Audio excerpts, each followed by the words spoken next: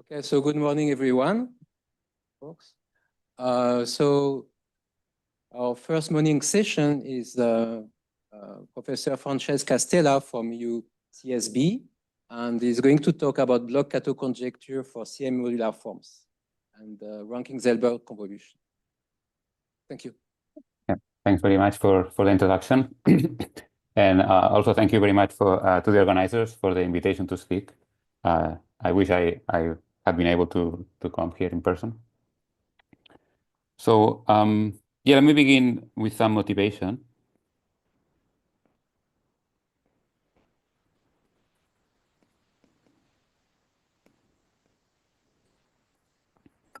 So we're going to consider, the motivation will be a very classical setting. We take a rational elliptic curve.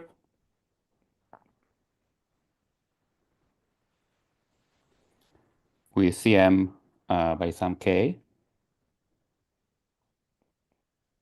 imaginary quadratic. And then I'll use lambda sub e to denote the associated Hecke character.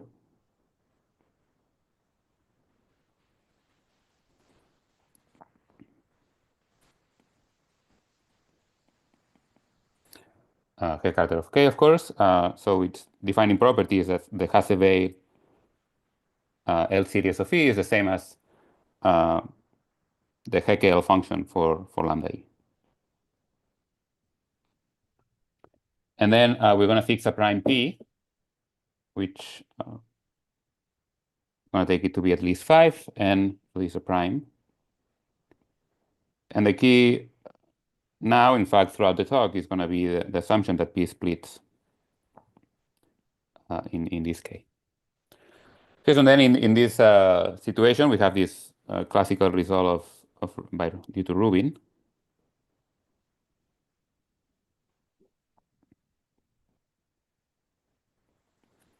From 91, which states the following. So suppose we are in a situation of analytic rank 1, so the order of vanishing at s equal to 1 of the L function of the Hecke character, or equivalently the Hasse-Weil function. So that's equal to 1. So then we know BSD. So then model by rank of phi over q is 1. We know Xi is finite.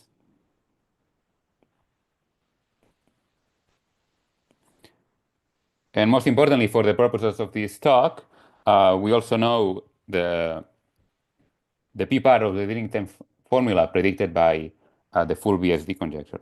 So if you look at the first derivative of E at 1 divided by the Néron-Tate regulator and Cm period, well, the Néron period attached to E. So, and we look at the valuation at this prime p, that's what is predicted by BSD. So you get the order of Xi, the Tamagawa numbers, and divided by the size of the torsion.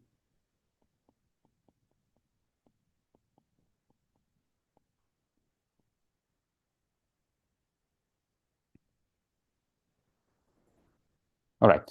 So in other words, as I will refer to this in what I want to say next, so the p part of the BSD formula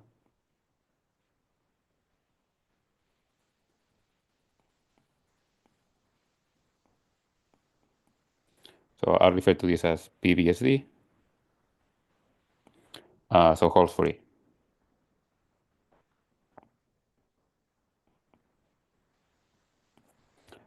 Okay, so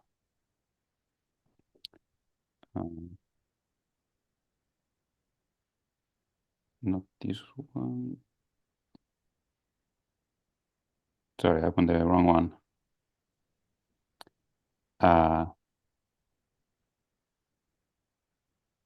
This one.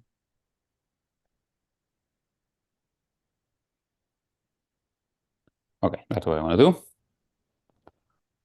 Okay, so what I want to talk about today is a generalization of this result. Today, one of the main theorems will be the following.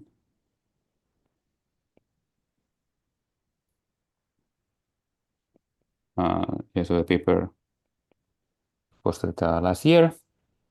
Okay, so I'm going to state it in a rather kind of qualitative way. So we get an extension of Rubin's theorem with the assumption that the CM elliptic curve P is defined over Q. We can replace that by either of the following two. So we can allow it to be an elliptic curve, but defined over much more general number fields. Of course, still with CM. Okay, so CM elliptic curve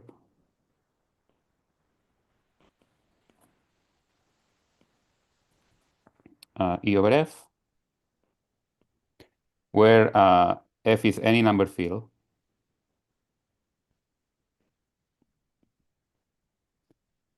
such that when we adjoin to F the torsion on E, we get an extension which is abelian over K. So with F adjoin the E torsion on E over K is abelian. And we can also generalize in the direction of going higher dimensions. So two, we can consider CM abelian varieties.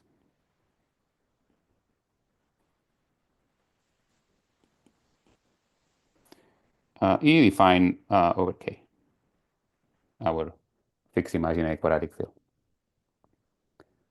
Okay, so that's, I'll hope to give a sense of how one proves this. So maybe some remarks first.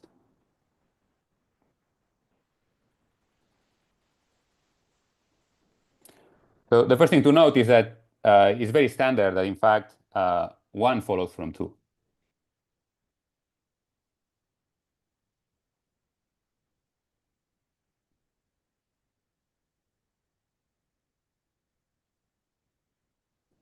So if you have an empty curve defined over a big number field F, you can always cook up an abelian variety for that by taking a suitable restriction of scalars.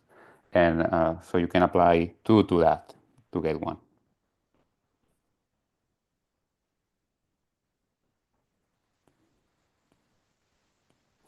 Okay, so this is the very restriction of scalars of E. It's not quite automatic, but it's rather well known how to do that. And so the approach I'm gonna explain for the proof of this theorem A is gonna be completely different from Rubin.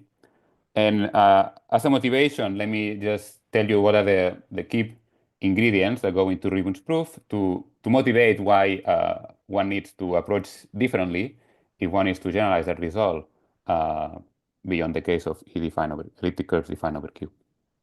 Okay, so in a nutshell, Rubin's proof combines the following two ingredients.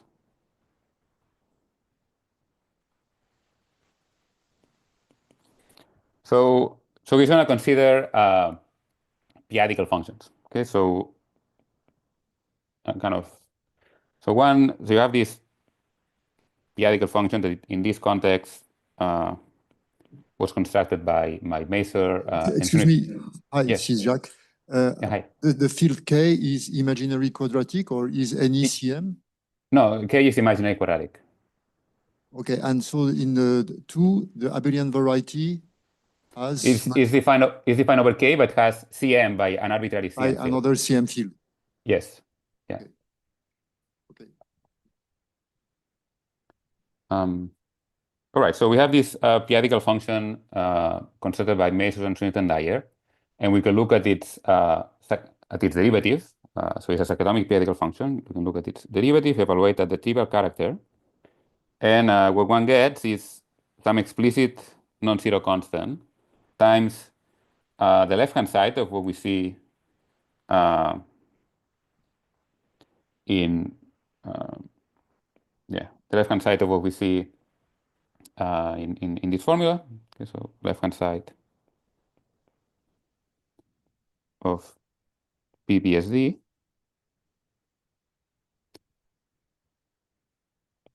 times a cyclotomic p-adic height of a certain Heckner point.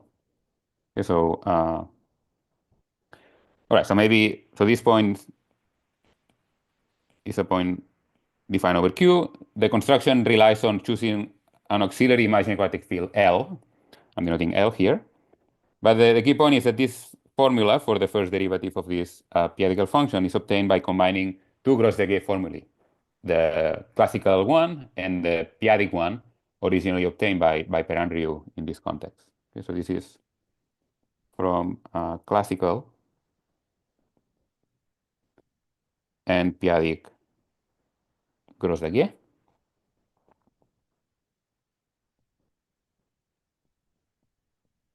Okay, so that's what one gets directly from that. On the other hand, one can obtain another expression, and it's here where Rubin's key contribution came in. So, yeah, so of course, in the paper where he obtains this application, that's a consequence of his proof of the two-variable main conjecture for the imaginary quadratic field K. So, in particular, by Tian, that tells you that this p-adical function is the p-adical function generates a characteristic ideal of a certain Selmer group at the cyclotomic tower. And Perrin-Riou had done work giving you a leading term formula for such characteristic power series. Okay, so applying her result plus the main conjecture proven by Rubin, you get another expression for this first derivative, but now up to a p-adic unit, which is all we care for p parts of VSD. Okay, so what you get in the end is some non-zero constant, which is in fact the same as you see above. Then you see the right-hand side of this. You see this side, and then again the cyclotomic p-adic height of the same Heckner point. Okay, so this is obtained by applying from the Iwasawa main conjecture for K and Perrin-Riou's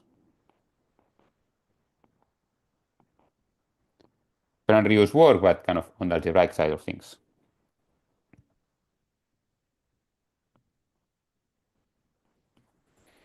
All right, so now you combine these two, but you see that so in order to deduce from this the application, of course, one needs to know that the p-adic height of this point is non-zero. Okay, so by the Gross-Degree, the hypothesis over here will ensure that this Heckner point is non-torsion, but its p-adic height it will be in this setting as well, thanks to this Bertrand's transcendent result. Okay, so to conclude, he crucially uses Bertrand's result,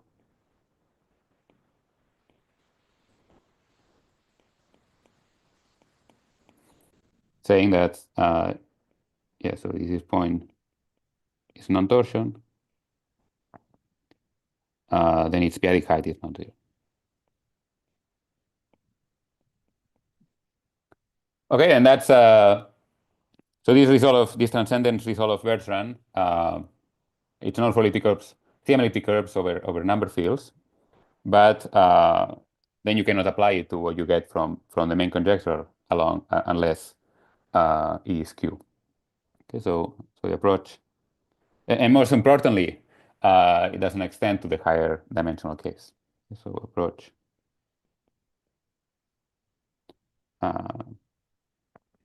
doesn't extend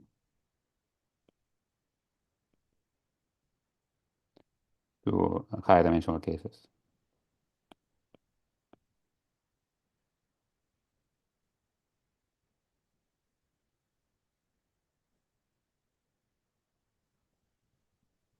Okay, so that motivates kind of the need for a different approach. And on top of that, actually, the strategy I'm going to explain also leads to other arithmetic applications that I'll maybe say something as we go along. Okay, so now let me now tell you what the main result is, or the key result for that theorem A.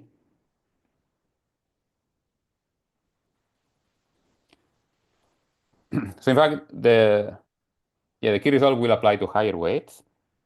So let me call it theorem B.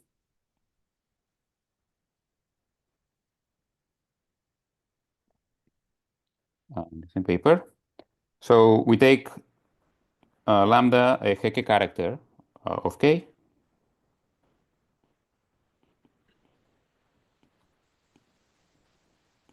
Of infinity type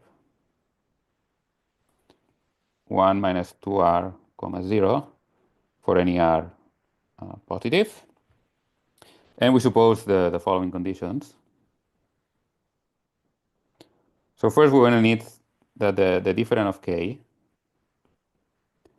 divides exactly the conductor. Second, as we had at the beginning, we're going to assume that P splits in K.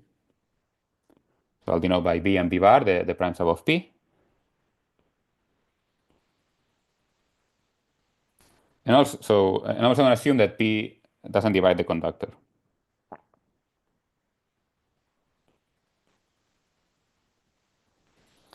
And I'm going to say there is this third condition that I'll say more about in a second. So we can consider the p-adical function attached to this p-adic CM type corresponding to this prime above P. And so we look at this Hecke character with this shift by the norm. And we ask for its value at the trivial character to be non-zero. Okay, so as I'm going to mention next, this can be viewed as a analytic rank 1 condition. Okay, and in certain cases it literally is, as I will say. Okay, so we have these conditions on lambda, and now we let psi comma chi be what I'm going to call a good pair for lambda.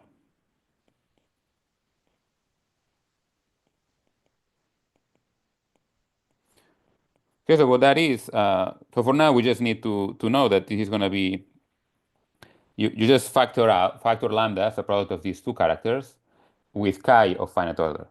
Okay, so in particular this psi will have an associated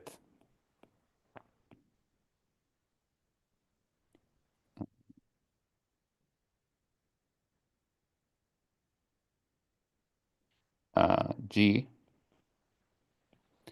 of weight 2r.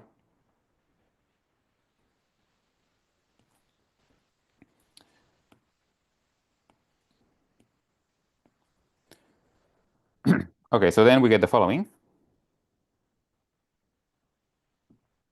We can consider the Bloch-Kato Selmer group over K of the Gola representation attached to this pair. Okay, so essentially this is the Gola representation attached to G with a central critical twist, and then twisted by this character chi. And then we're going to have some generalized Hegener cycles giving us classes in this Selmer group. And the formula will give us an expression for essentially this index, or the square of the index. Okay, so we get that this is given by the size of the Bloch-Kato Tate-Shafarevich group. Okay, so AG chi just denotes the divisible counterpart of TG chi. Then we get the size of the torsion, so the H0 of this AG chi. square. And then we get the Tamagawa numbers of this representation. Okay, and as I said, this class is some generalized Heegner cycle, or the Abel-Jacobi image of such. Generalized.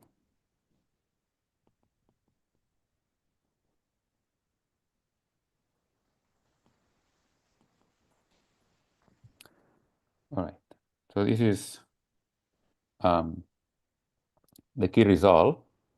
And So Francesc, so can I ask a question? of course, yeah. I was wondering, so is it in particular the Selmer group has rank 1 over O? Yeah, very good. Yes, thank you. Thank you. Thank you for that question. Yes, in fact, embedded in the proof of this is we need to show that this hypothesis implies that this class is non-torsion, that this has rank 1. Yeah, so this is actually shown in the proof. Interestingly enough, the proof actually uses elliptic units. But yeah, that's part of the argument. Any other questions? Okay, so if not, let me now make some remarks.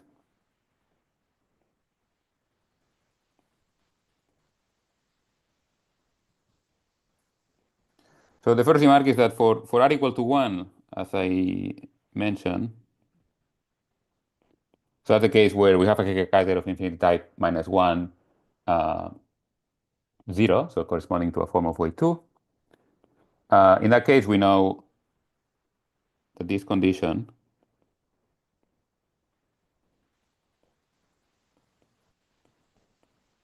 is actually equivalent to the Heckel function of lambda vanishing to order 1 at s equal to 1.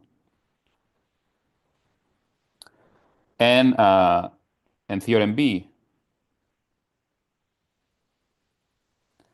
plus the Gross-Legge formula, kind of the general Gross-Legge formula,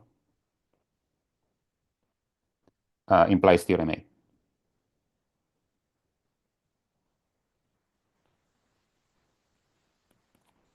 Okay, so I'll say more about this in how one goes from theorem B to theorem A later in the talk. Now, so what about the case of R at least 2?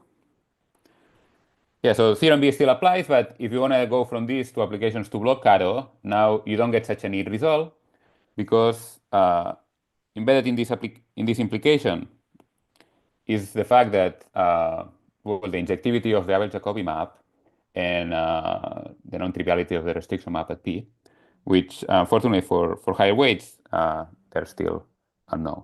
Okay, but nonetheless, we expect similar applications. Case of theorem B, we expect similar applications to the P part of Bloch-Kato formula, or the Tamagawa number conjecture is usually called in this setting for CM modular forms.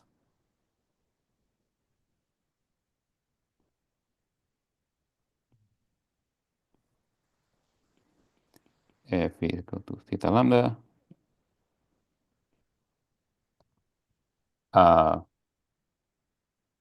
In analytic rank 1. Okay, so with order at s equal at the center equal to 1. Okay.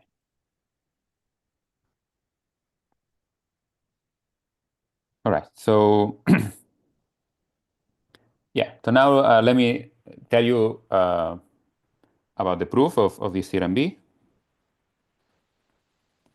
and then I will tell you how to go in more details from B to A.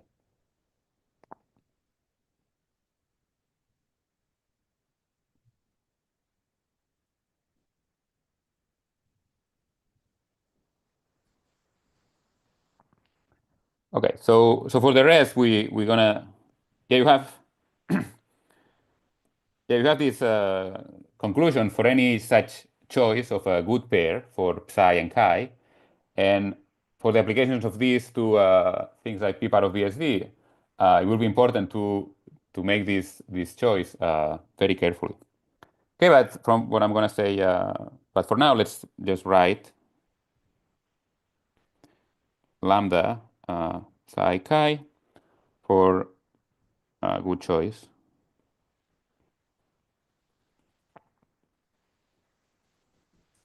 of psi and chi as above. And so the idea will be to consider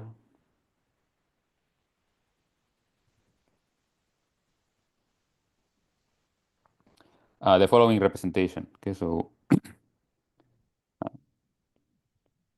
so the TGK that appears, TG chi that appears here is just a lattice in this BG chi, which is the usual representation attached to this form of weight 2R with a self-dual twist, and then twisted by chi. Okay, so I view this as GK representation. But of course, G is the theta series of psi, so that's going to break up as two-dimensional pieces, one corresponding to our lambda minus R, which is what we are interested in, and then second term, psi tau chi norm minus R. Okay, so we are interested in the arithmetic of this representation, and the way we're going to study it is by studying this Rankin-Selberg convolution on the left-hand side. Okay, so this is this idea actually was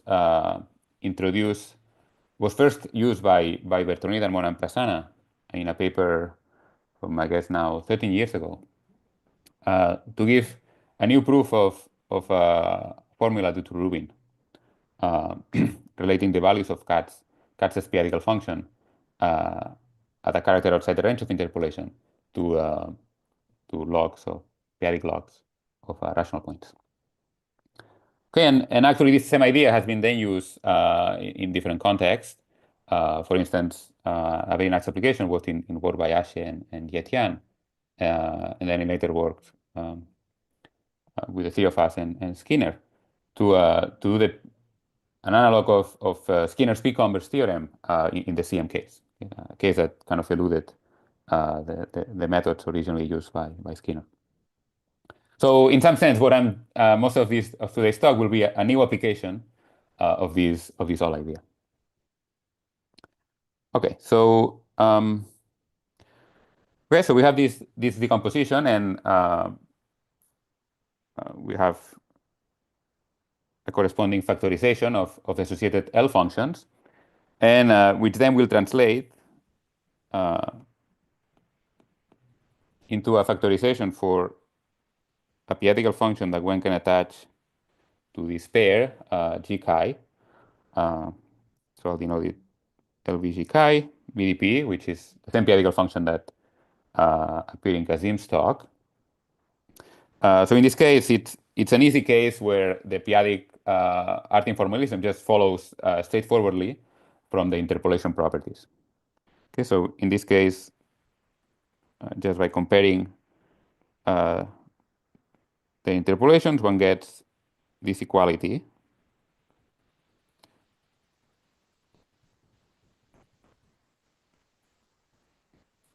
In the Iwasawa algebra, okay, up to a unit in the Iwasawa algebra, I'll denote like this.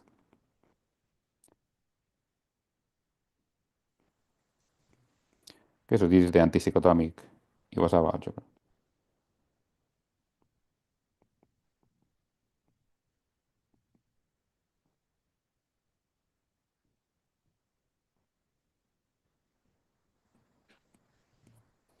Okay, so that's what we get on the the analytic side of things, and similarly, one can look at the Selmer groups, and one also easily finds a parallel decomposition.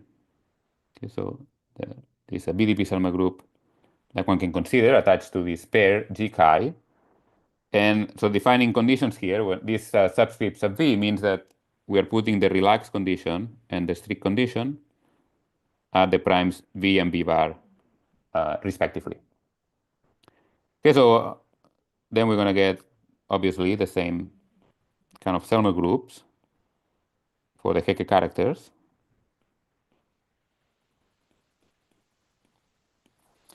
And so one checks by looking at the hot state weights that this actually agrees for this second character with what the Bloch-Kato condition is. In this case, you actually don't get the Bloch-Kato Selmer group.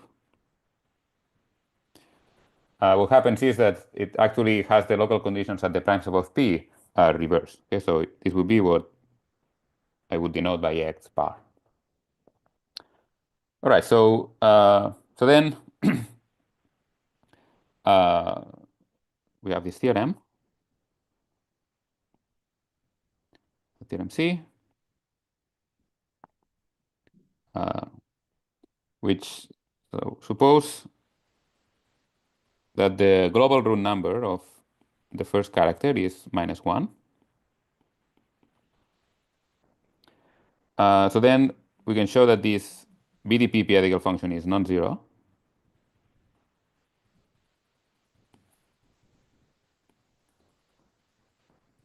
I'll say something about this in a second. And what we can call the BDP main conjecture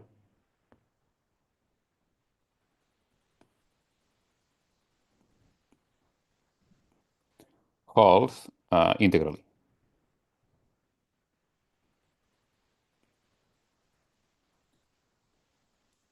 Okay, which is of course important for us. So what we're saying is this p-adical function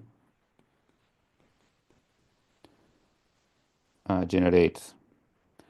So I'm going to use this notation to denote characteristic power series.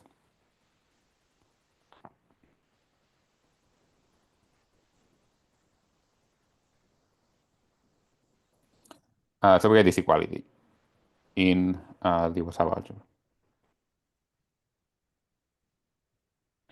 Okay, so some brief remarks about this. First, about this non-vanishing.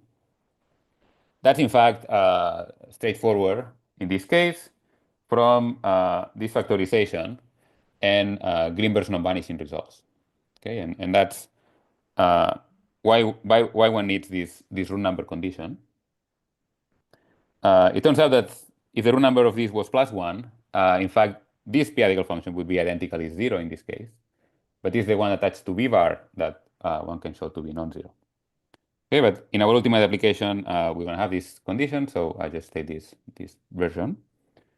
And of course, I should note that in the non-CM case, this p-adical function is known to be non-zero as a consequence of Hida's methods as developed in this context by Ashay and Bengaluru. Okay, so so we have this main conjecture that. So what about the proof? So the proof is actually rather simple. So I'm not going to say much about this.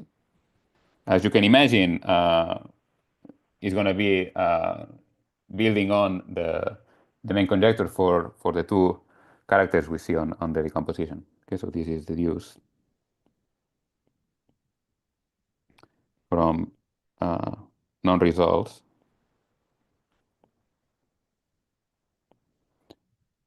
on the Iwasawa main conjecture over K by Rubin, Kato, and others, using adapting methods that were used in a related context by Agbula Hauer and Arno.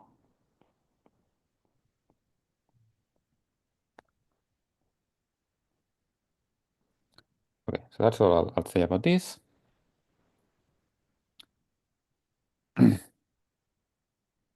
All right, so now, going back to this theorem B. So yeah, so how do we get, so you want to think of this result. This is clearly an analog of this result of Kolyvagin, that relating the index of a Heegner point to the size of SHA. And so once we have this main conjecture, what we can do is evaluate it as a trivial character. Okay, and on the left-hand side, we have the BDP formula that relates that to the Heegner classes that are appearing here. Okay, so on the left-hand side,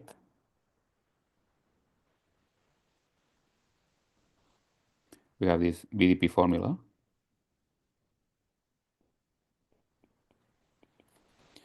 That tells us that the value of this p-adical function at the trivial character,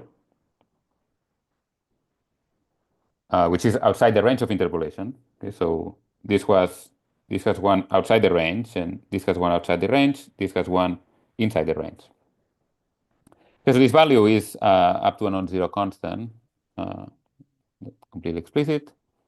You get the Thaler-Jacobi of the Heegner classes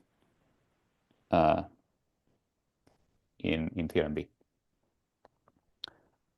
Okay, and so now for the right-hand side, what do we get? So that's the next result.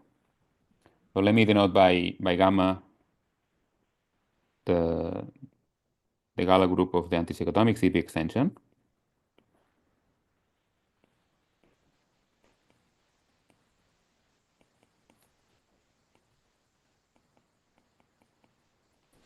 Then we have the following theorem, which is usually goes by the rubric of a gamma Euler characteristic computation.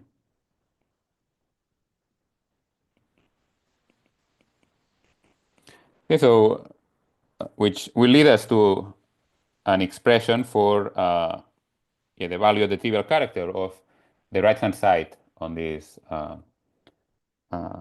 of the equality in the main conjecture.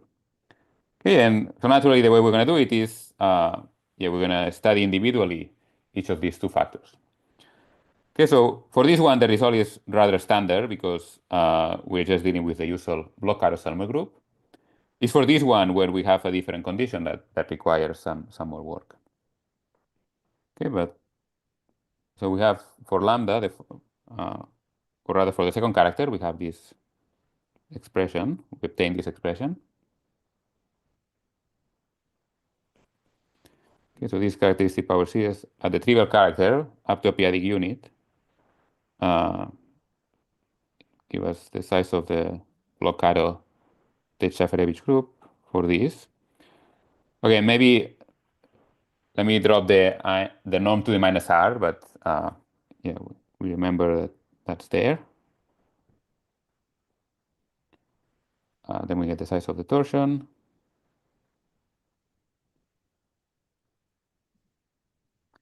Then we have a local term, which is essentially some p-adic multiplier.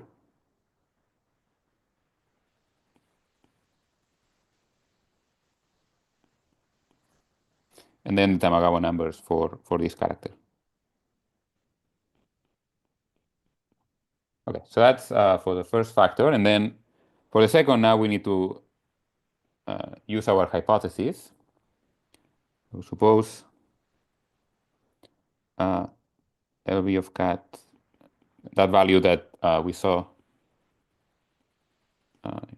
in the theorem. Suppose that this is non-zero. Then we get the following expression for the characteristic power series of lambda. Okay, so here, the trivial character. Okay, so here we have several terms. So first, again, we get the size of SHA divided by the torsion.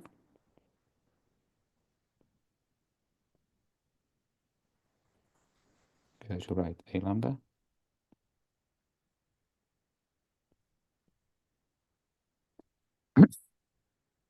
Then, well, then we have some, let me write this first. The interesting term will be this one. So the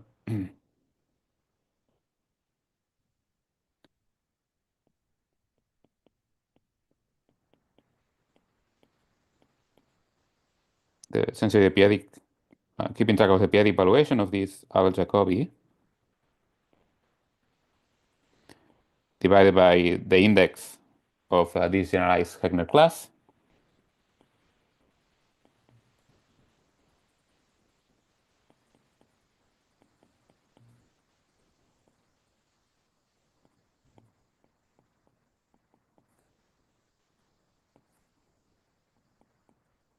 I guess I should put square. Sorry, that's correct. Square here. All right, and sorry,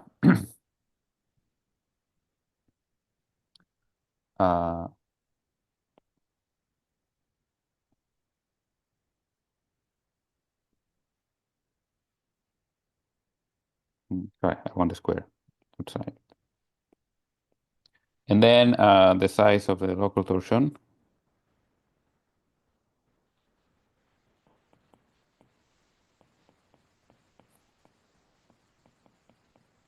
And finally, the Tamagawa numbers for lambda.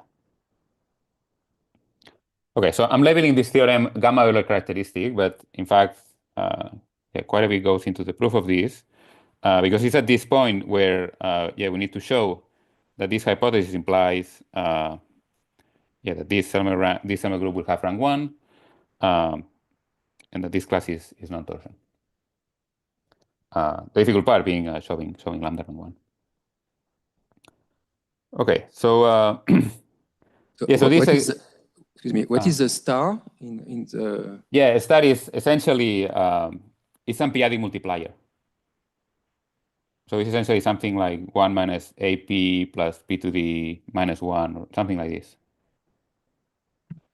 So it's essentially some pieces of the Euler factor at P. And it's the same one. So again, the star that appears here is the same as the star that appears here in this computation. But this proof doesn't involve the BDP formula yet. This is done purely at the level of Galois cohomology. And yeah, so this, in order to prove this, one needs to, yeah, as we mentioned, this is not the right Selmer group. So to see, it's not the Bloch-Kato one. So to see how Chow appears, one needs to relate it. How is that related to Chow? You need to relate it to the Selmer group, to the honest Selmer group for this character, which has the reverse local condition at B and B bar. And using global duality, you see that the difference is accounted by the co-kernel of certain of the restriction map at P, or at V rather, from the Bloch-Kato Selmer group. And that's what this term is computing, that index. That co-kernel rather of the restriction map at P. All right, so we get these, and now, but now if we combine it with the Gross-Jaquet formula, actually all the terms nicely combine with each other. So first of all, this goes away. These Tamagawa numbers combined will give us a Tamagawa of G chi, as we see in theorem B. And then, okay, so let me just say, okay, but by theorem C, by theorem C, if we take the left-hand side of 1 times the left-hand side of 2, this gives us the characteristic power series of G, which by theorem C is just the value of BDP.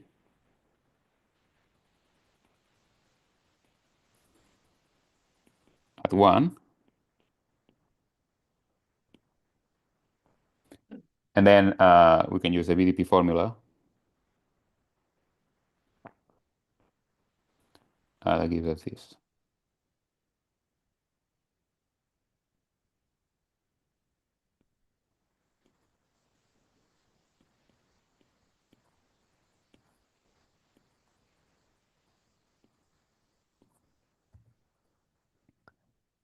Okay, so we get theorem B.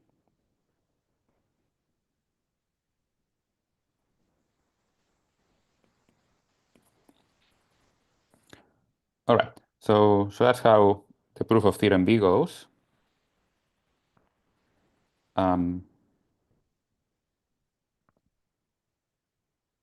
Okay. So maybe one remark before in the remaining time, I explain how to go from theorem B to the application to P part of BSD for CM abelian varieties. So we want to specialize to the case of way 2. But one remark is that we're going to be needing, we're going to be using, is that in this case, for the case of this character, as a consequence of, once we have this, we can easily deduce the P part of the Bloch-Kato conjecture for this auxiliary character, which by our choice of psi and chi will be arranged to have analytic rank 0. Okay, so from 1, we also deduce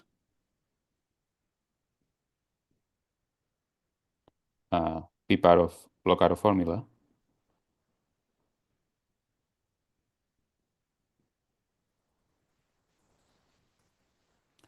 for this value.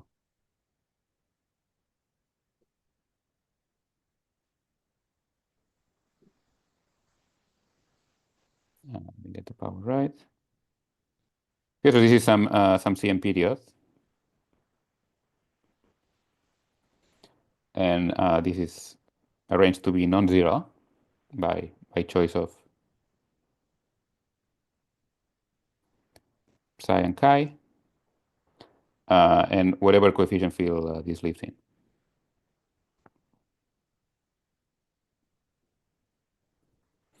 Okay, maybe let me quickly say what's I said we have many choices of psi and chi. So the idea will be the key observation that will allow us to always arrange things in this way is that you can, if you have a psi and chi that gives you whose product is lambda, you can always also consider chi and alpha inverse. Okay, so then the product will still be lambda, but then when you look at the second, so you still get lambda, but then the other one, you get psi tau chi, alpha tau, alpha inverse,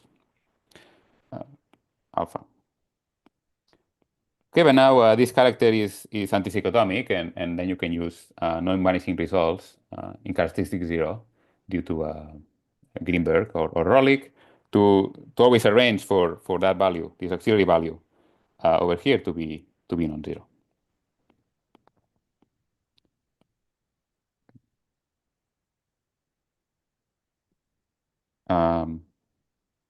All right, so finally, in the remaining 10 minutes or so, let me tell you about the proof of theorem A.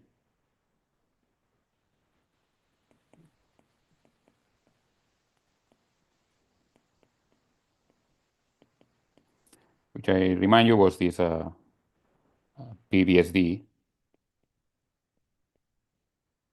in analytic rank 1.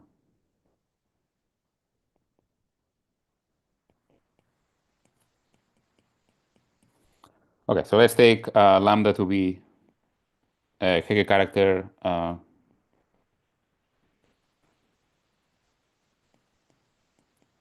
associated to a sigma Abelian variety of, so this will have infinity type -1, 0, corresponding to a CM Abelian variety A over K with CM by some CM field of arbitrary degree. All right, so then So what we are saying here is that the Hasebe L series of A over K is going to be the product of the Haeckel functions of lambda and all its conjugates. Okay, and then so as we were doing before, we take G to be, we write lambda as psi times chi. Now this will be a way to theta series, some level, with, as before, psi chi, a good pair for lambda, the product. All right, so so what we're gonna do, so yeah, not surprisingly, we want to apply the Gross-Jacob formula to go from theorem B to theorem A, but one right away runs into an issue of period comparison. Okay, so the way we're going to address that is by actually building on the very topic that was discussed in one of the lecture series last week, okay, namely the work of the approach by Hida and Tilwin to the antisecotomic Iwasawa main conjecture. Okay, so by their proof of the antisecotomic Iwasawa main conjecture for K, oops.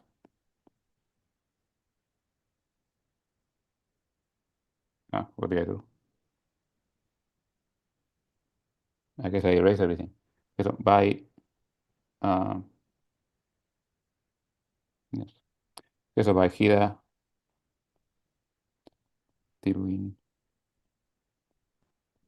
and Hida's proof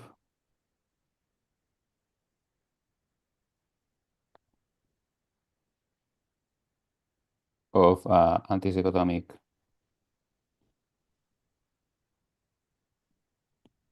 Iwasawa main conjecture for K, one can show the following period relation. So on the one hand, we have the so-called canonical period attached to G, which is defined as, in this way, 2Ks, 8 pi squared, the Peterson norm of G, divided by its congruence number.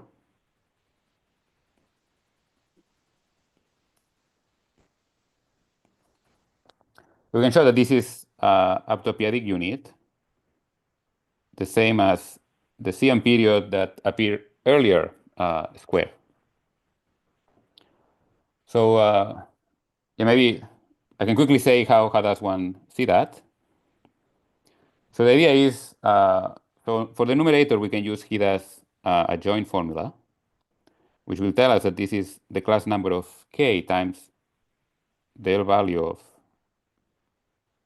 the antisecotomic character you cook up out of psi. Okay, so this is psi over psi tau. So this is by Hida. On the other hand, in the denominator, that's where we use the work of the antisecotomic Iwasawa main conjecture. So this tells us that this is given by the value of the Katz-Spiatical function. I mean, the congruence ideal is generated by this product, so G is kind of specializing this at the trivial character. Okay, but then we have the functional equation. In this case, takes this form. And now by the interpolation property, this gives you hk times the L value divided by this CM period. Okay, so you see that appearing here. All right, so that's how one gets that. And now, and that's important for us because we're going to use the Gross-Jacob formula that it involves this period, but we're interested in, for the applications, we want to see the motivic period instead. Okay, so by by the general Gross-Legge formula.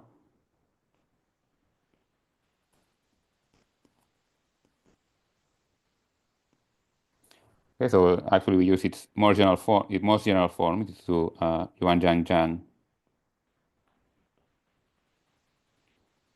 and is explicit form by Kai-Shu Tian. So we get that the index that appears in theorem B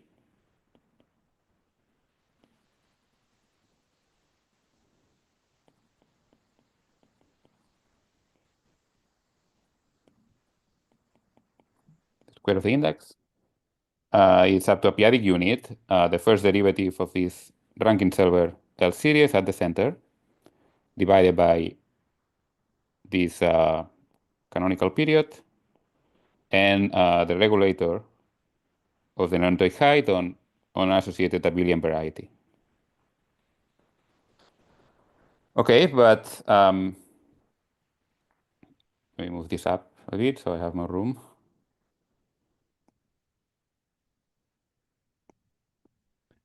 But now we have this period comparison, so we can break this up as this derivative for lambda at 1, the CM period and the regulator of A, and then L psi tau chi divided by the other CM period. Okay, so then so now this is the term we are interested in for the p part of VSD for A, for the CM abelian variety A. But now we have expressions for the other sides. So by theorem B, this is related to the order of we're seeing the Tate-Shafarevich group, Tamagawa numbers, and the size of the torsion.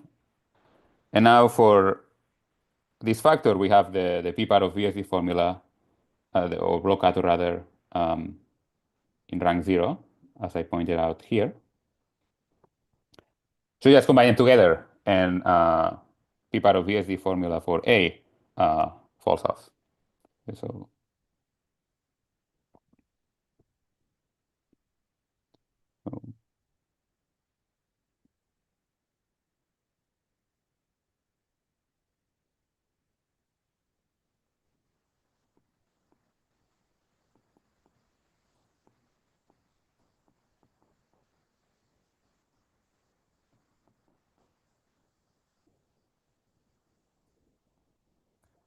okay, so I see basically I use basically all my time, so I'll just stop here. Thanks for your attention.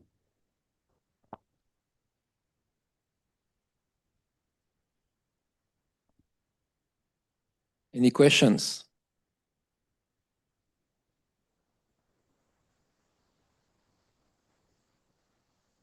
Hi, Francesc. Hi. Is this Bharat? Sorry, I can't hear.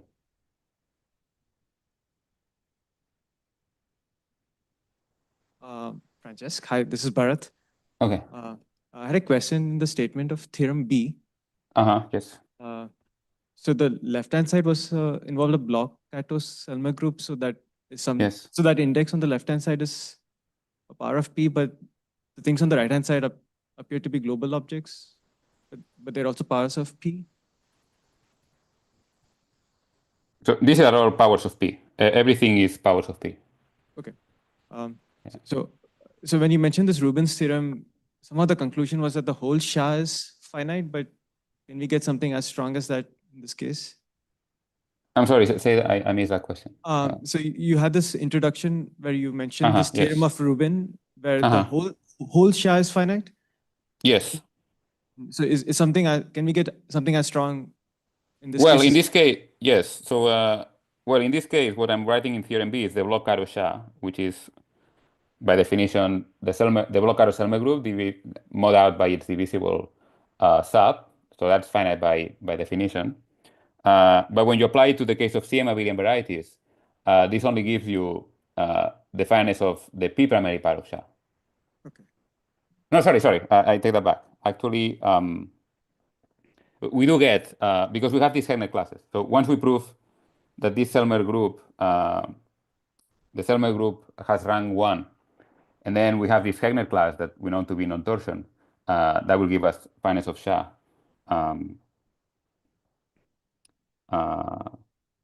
Sorry.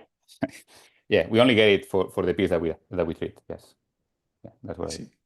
Yes. I had one more question. In this theorem that you wrote, gamma Euler characteristic, Yes. part 2, you had this non-vanishing hypothesis.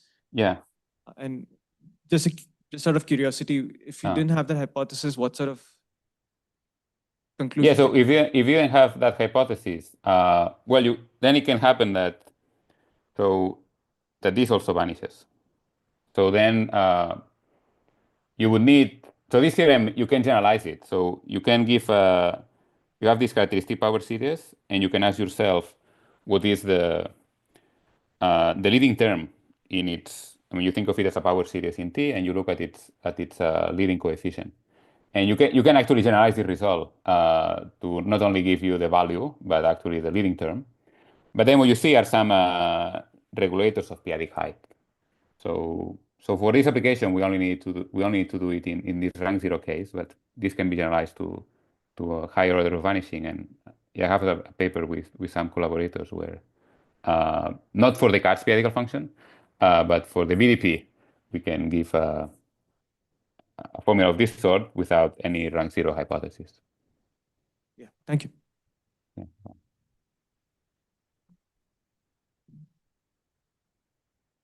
Any other questions?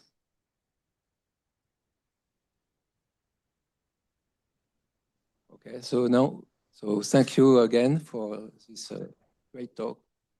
Thank you.